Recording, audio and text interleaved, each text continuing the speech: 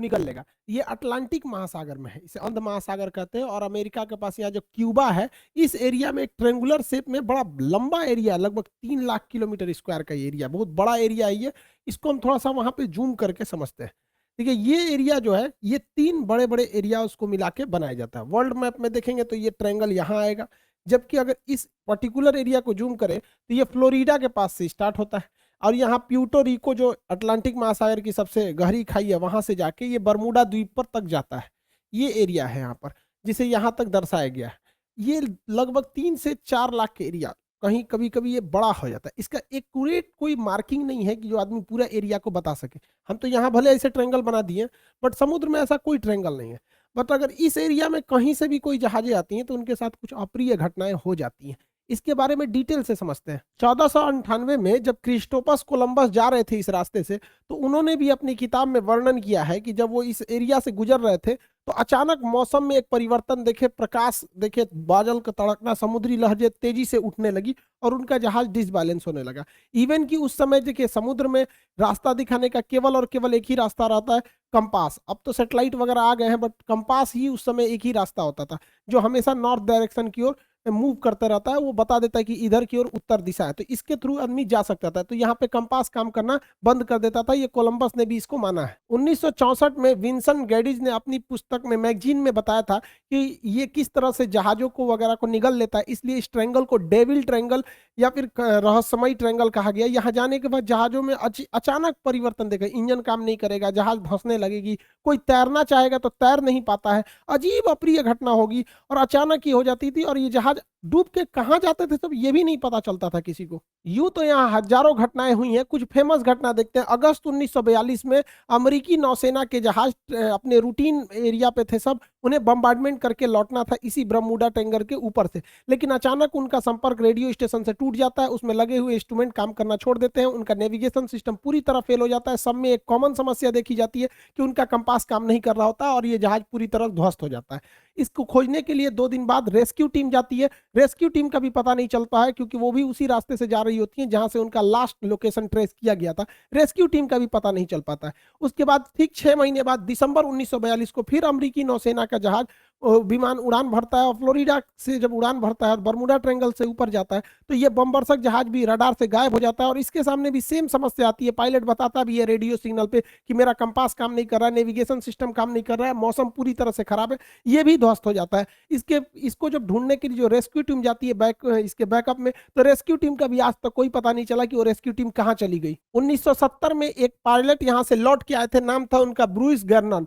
ये जब लौट के आए थे, इन्होंने बताया था कि वहां पे क्या क्या घटनाएं हुई थी। इन्होंने बताया कि अचानक बरमूडा ट्रायंगल के जब ऊपर से गया तो अचानक मौसम बिगड़ गया और सामने बादलों का एक पूरा धुआं, कोहरा टाइप का छा गया, धुंध हो गया बादलों का, और ऐसे लग रहा था जैसे बादलों की गुफा है।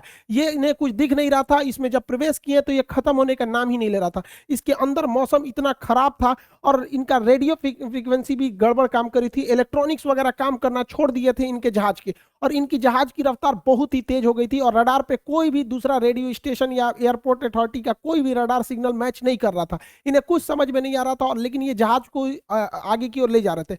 लगभग 3 मिनट बाद, एक अच्छी खासी दूरी तय करने के बाद, ये उस जोन से बाहर निकले और उसके बाद ये अपनी जहाज को लैंड कराए। लैंड कराने के बाद देखिए इत्तेफाक क्या हुआ था कि वो 3 मिनट में ही 150 किलोमीटर की दूरी तय कर लिए थे। यानी इनकी जो रफ्तार हो गई थी लगभग 3000 किलोमीटर प्रति घंटा हो गई थी, जो अभी किसी भी पैसेंजर जहाज के लिए पॉसिबल नहीं है। ये तो मिसाइल और लड़ाकू जहाजों की स्पीड होती है। बहुत लंबे अरसे तक ये बरमूडा ट्रायंगल जो था एक रहस्य का कारण बना। लोगों को लगता था कोई अदृश्य शक्ति है जो जहाजों को, शिप को अपनी ओर खींच लेती है, लेकिन ऐसा कुछ भी नहीं है। इसके पूरे रहस्य पर पर्दा उठाया जा चुका है। इवन की बरमूडा ट्रायंगल दुनिया के 10 सबसे खतरनाक जगहों में से भी एक नहीं है। मतलब सोचिए 10 खतरनाक जगहों में भी इन्हें शामिल नहीं किया गया। इसका मतलब ये एक कहानी है। फेमस हो जाता है कोई कोई चीज बहुत ऐसे ही कि जहाजों को निगल जाता है, ये होता है, ऐसा कुछ नहीं होता है। यहाँ कुछ नेचुरल घटनाएं होती है, कोई सुपर नेचुरल नहीं है, जिसका लॉजिक भी अवेलेबल है, सबको हम लोग समझते हैं। जो जहाजों का मलबा गया हो नीचे समुद्र के तल पे, देखिए यहाँ जो एरिया है बरमूडा का, जो एरिया, इस एरिया के नीचे ज्वालामुखी है सब, और ये ज्वालामुखी विस्फोट करते हैं सब। जब भी ज्वालामुखी विस्फोट होता है तो कुछ जहरीली गैसें निकलती हैं, इसमें मीथेन वगैरह की मात्रा निकलती है। मीथेन गैस वगैरह जब पानी से मिलता है तो उसकी डेंसिटी को एकदम घटा देता है। जब डेंसिटी, समुद्र की डेंसिटी घट जाती है तो जहाजों को डिजाइन किया गया रहता है समुद्र की डेंसिटी के हिसाब से, उसके घनत्व के हिसाब से, ताकि वो ऊपर तैर सके।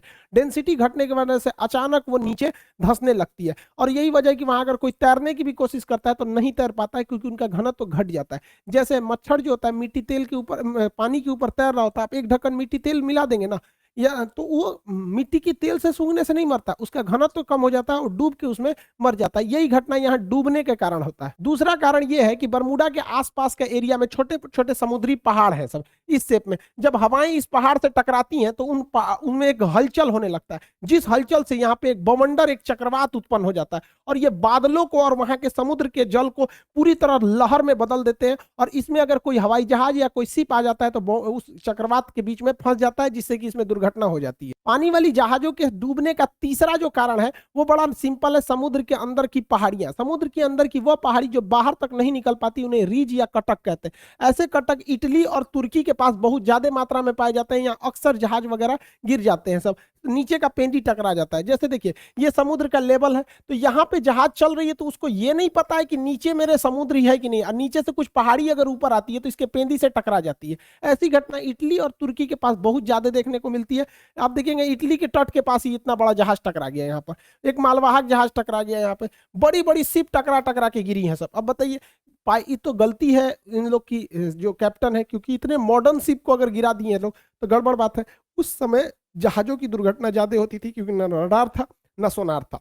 आज के वक्त में पूरी बेहतरीन ढंग से रडार है, सोनार है। आज आराम से बरमूडा ट्रायंगल के ऊपर से जहाजें भी पार हो जाती हैं और शिप भी पार हो जाता है, कि उनको सोनार उन्हें बता देता है नीचे चट्टान वगैरह नहीं है। लेकिन पहले ये घटनाएं नॉर्मल थी ऐसे हो जाना। हवाई जहाज की दुर्घटना के पीछे सबसे बड़ा जो कारण है वो हेक्सागोनल क्लाउड का है। हेक्सागोनल 6 मतलब फलकों वाला एक क्लाउड होता है, बादल होता है, जिसे सबसे पहले सैटर्न ग्रह के ऊपर देखा गया था। ये बादल जो होते हैं, आप देखिए ये 6 सतह वाले बादल होते हैं, इस तरह से हेक्सागोनल शेप में ये बादल पाए जाते हैं। यहाँ ना दिखने में छोटा लग रहा है, ये सैटेलाइट से फोटो लिया गया, जबकि इसका एरिया देखेंगे तो 50 किलोमीटर स्क्वायर का एरिया होता है। सोचिए लगभग लगभग एक जिला बराबर इसका इतना बड़ा एरिया होता है, उतने बड़े में ये बादल होते हैं। और इस बादल के अंदर हवाएं इतनी बवंडर के रूप में चलती हैं जिनका स्पीड 250 किलोमीटर प्रति घंटा होता है। यानी इसके अंदर हवाएं इतनी तेज होती हैं कि अगर कोई जहाज इसमें प्रवेश कर जाता है तो जहाज को वो तोड़ सकते हैं। तो हेक्सागोनल क्लाउड की वजह से यहाँ पे जहाजों की दुर्घटना होती है, अगर इस हेक्सागोनल क्लाउड में फंस गया तब। और ये भी देखिए फंसता भी, अगर विपरीत दिशा में फंसेगा तो तोड़ देगा उसको, और नहीं तो अगर सेम इधर ही हवाएं चल रही हैं उसी में जहाज भी फंसेगा तो जहाज की स्पीड को बहुत तेज बढ़ा देता है। यही वजह है कि जब वहां से कई जहाजें गुजरी हैं तो उनका स्पीड अचानक बहुत तेज बढ़ गया है। तो इसमें कोई दैवीय या भूत प्रेत वाली घटना या फिर कोई ऐसी चीजें नहीं है जिसका कोई पता नहीं लगेगा, नॉर्मल चीजें। अब ऐसी घटनाएं नहीं होती हैं, लेकिन ये पुरानी कहानियां, इस पे इतनी मूवी बना दी गई है, करोड़ों रुपए लोग कमा लिए इसके लिए। कहानी चाहिए एक डायरेक्टर को, अच्छा खासा कहानी बन जाता है। तो ये आप समझिए साइंटिफिक कारण। अब ऐसा कुछ नहीं होता है। ये तो रहा भैया आपका बरमूडा ट्रायंगल का, जो इधर अटलांटिक महासागर के पास कैरेबियन सागर में। ऐसे ही ये घटना जापान के पास हो गई। यहाँ पर जापान के पास भी एक ट्रेंगुलर शेप में एरिया है, वहां 1980 में एक जहाज जा रहा था डर्बीशायर। ये इतना बड़ा जहाज था जो टाइटेनिक से 2 गुना